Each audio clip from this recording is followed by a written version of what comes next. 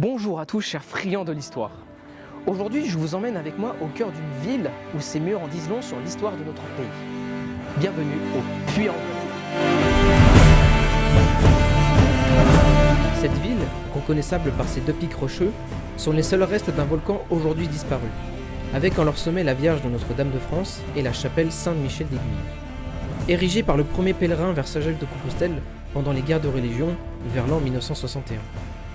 Quant à la statue, elle a été créée avec le métal de 213 canons et offerte par Napoléon III à la ville en 1860, mesurant près de 22,70 mètres de haut.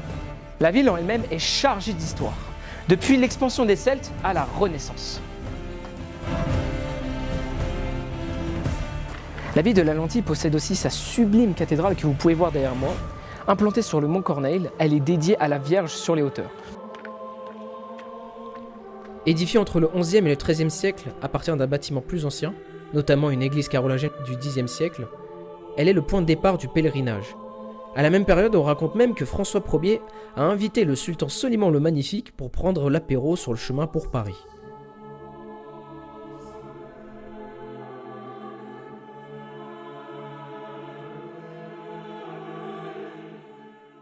Actuellement, je me trouve devant la porte de Pansac, dernier vestige des remparts de la ville encore debout aujourd'hui.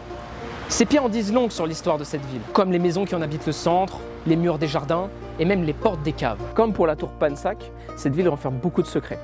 À l'image actuellement, vous pouvez voir la tour Pagèse, qui est la dernière tour avec son rempart encore debout aujourd'hui.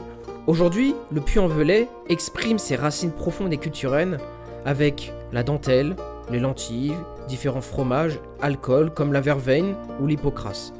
Merci à tous d'avoir regardé cet épisode. J'espère vraiment du fond du cœur que cela vous aura plu et qu'on vous aura donné envie de visiter cette magnifique ville du Puy-en-Velay.